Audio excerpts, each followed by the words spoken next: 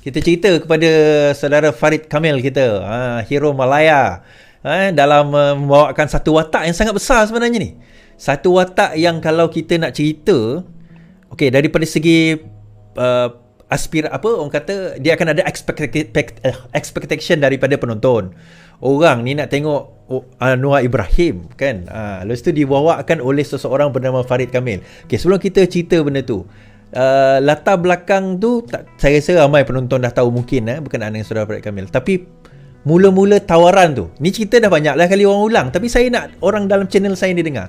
Mula-mula tawaran tu yang sampai kepada saudara Farid Kamil tu, rasa macam mana? Dan masa tu perkiraannya apa sehingga kata macam okey lah, aku terimalah benda ni. Macam mana tu? Okay, terima kasih Rodi, satu soalan yang baik. Ketika saya mendapat tawaran tu melalui phone call ketika tu saya menjalani penggambaran di Perlis, sebuah filem yang watak dia seorang politician juga, tetapi kita is fiction karakter yang direka.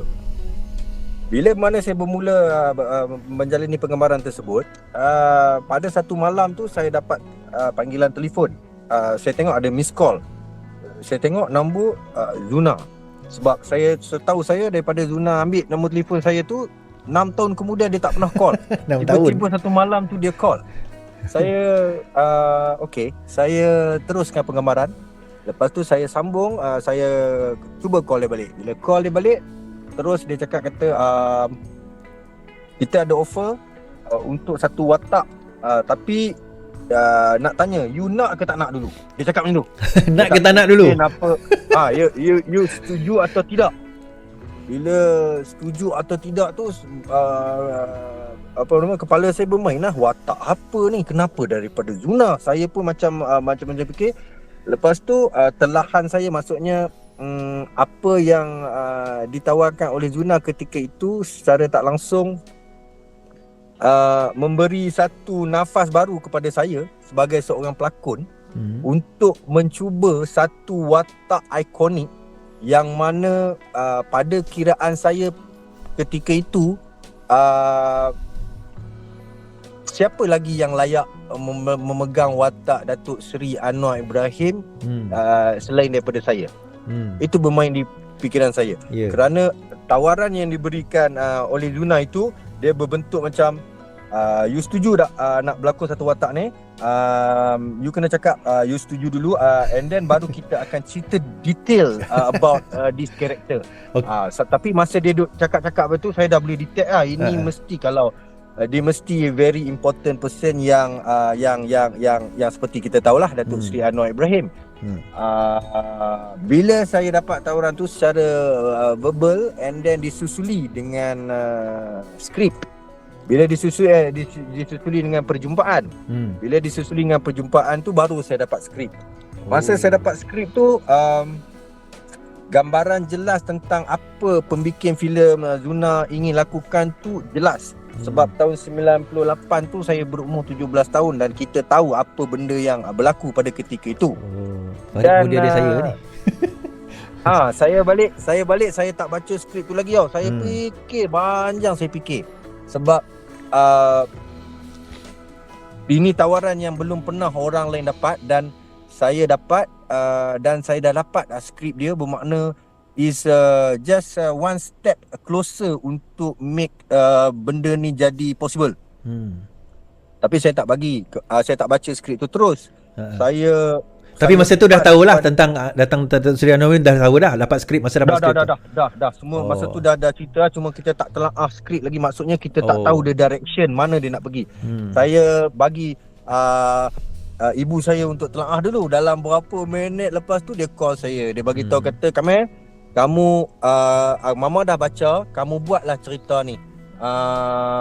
Buatlah jadilah Datuk Seri Anwar Ibrahim tu dan tunjukkan kepada dunia bahawa di Malaysia ni kita masih lagi ada pemimpin yang seperti Datuk Seri Anwar Ibrahim. Mak saudara Farid Kamil yang cakap macam tu, maksudnya dia faham perjuangan itu. mak saya yang baca, sebab dia seorang guru, jadi dia punya pembacaan tu sangat cepat dan bila dia bagi tahu input yang macam, Kamel, you go for it and prove to the world that Malaysia ada lagi pemimpin anti rasuah seperti Anwar Ibrahim ni. Jadi saya pun dengan berbekalkan keyakinan tu dan perkiraan yang panjang, kerana pada ketika itu kalau kita sebut nama Datuk Seri Anwar Ibrahim, link to him or whatsoever, pasti akan ada, orang panggil apa, susulan kecelakaan yang bakal berlaku. So that is the geography of politics at that particular time. Tapi bila mana saya dah kita sebagai pelakon, kita mencari macam, maksudnya sekarang ni saya tahu this is not non-fiction character, dan dia idolakan orang ramai rakyat Malaysia ni daripada zaman ke zaman, dan akhirnya saya yang dapat peluang untuk portraykan untold story yang belum pernah didengari di media perdana. Jadi kesanggupan saya tu untuk terima tu, dan berbekalkan orang kata sedikit orang kata keberanian, saya dapat berjumpa dengan Datuk Seri Anwar Ibrahim ketika itu, dan masa berjumpa itu pun masih lagi dalam keadaan yang sembunyi-sembunyi tau.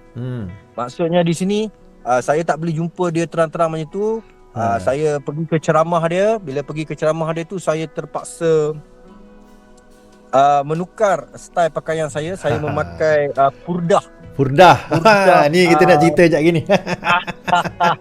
Purdah seperti student UIA, sebiji macam student UIA, tetapi lebih tinggi lah daripada perempuan biasa. Sebab Farid tinggi daripada saya tau. Tinggi ni. Saya 6 kaki 2 inci. 6 kaki 2 tengok. Jadi bila saya duduk itu dalam posisi yang orang kata mencari information tentang Datuk Seri Anwar Ibrahim tu, saya terpaksa orang kata jadi wanita dan duduk dalam keadaan kepit lebih kurang setengah jam macam tu untuk mendengar ceramah, nak dengar ceramah. Ketika itu. Supaya apa? Supaya orang, yalah, kita tak nak ada orang lain nampak, supaya yalah fokus satu hal. Satu lagi yalah cerita macam-macam pada waktu tu kan. Kita itu betul. Lepas tu saya tak nak, saya kalau boleh, saya ketika tu saya tak nak curi limelight Datuk Seri Anwar Ibrahim tau. Saya nak tengok sebab dia cara dia datang untuk greet people sebelum dia naik stage apa tu, is all vocabulary yang really important for me as a actor to orang kata apa, approximate kira paling kedekatan dia kita boleh dapat. Jadi cara cakap, cara dia berceramah juga tu nak cara cakap, cara dia pegang mic, cara dia susun kata-kata, cara dia susun perjalanan dia dan approach dia setiap kali dia ingin pergi ke pentas politik. Bermakna Farid Kamil ni bukanlah watak seorang pelakon yang cikai sebenarnya, kalau kita nak kata sebab dia akan study dulu subjek tu. Dia akan study dulu karakter tu dulu, even sampai cara dia masuk. Sebab saya tengok trailer cerita tu, dan ni ramai komen juga ni, Farid pakai songkok tu pun macam Anwar Ibrahim lah dia kata kan. Dari segi pewatakan, bahasa, mungkin suara tu kita tak boleh tiru 100%, tapi cara pegang mikrofon kita kata, dan benda-benda macam tu, maksudnya dia, kalau kita panggil method acting lah, di mana kita buat kajian sebegitu mengenali Farid daripada dia muda kan, watak-watak yalah remaja, watak yalah early 20s sebagainya, watak yang yalah macam tu lah, macam-macam lah kita pun kenali watak Farid tu. Dan bila sampai seusia pelakon ni, mana-mana pun dia sampai satu peringkat usia, dia kena keluar daripada watak dia sebelum ini, so dia kena jadi orang lain. Dan Farid pun ada projek terbaru ni, yang kita cerita kemudian lah. Tapi masa tunggu tempoh masa tu, rasa-rasa boleh dapat tak boleh dapat tu? Macam mana rasa-rasa lah masa tu Farid? Ke menunggu je, biar je? Masa menunggu tu dan selepas jumpa director apa semua tu, dia bukan pasal soal dapat tak dapat tau. Dia lebih soal kepada macam mana masa depan saya selepas itu. Saya dah fikir macam mana masa depan saya selepas itu. Dan sekiranya kalau Anwar tak menang, bermakna filem ni tak akan dapat ditayangkan di Malaysia. Banyak benda-benda yang saya fikirkan kemungkinan boleh berlaku pada ketika itu. Tetapi macam saya cakap lah, macam saya rasa lah, rezeki tu dia macam director Viva Vesti pun dia pernah cakap, kata, ya betul kan Pak Zunar, selalunya naskah itu akan mencari pelakunya sendiri. Dia cakap macam tu. So bila dia cakap benda tu saja, saya dah jadi macam ini satu kata-kata pertama kali saya dengar daripada pengarah Indonesia yang kata macam selalunya skrip ni akan cari pelakon dia sendiri kan. Dia cakap macam tu. Jadi secara orang kata apa, luarannya kita dah tahu dah kata ini yet to confirm in term of contract apa semua kan. Tetapi ya, dalam seminggu tu memang macam-macam perkiraan saya dan akhirnya rezeki berpihak kepada saya. Ya.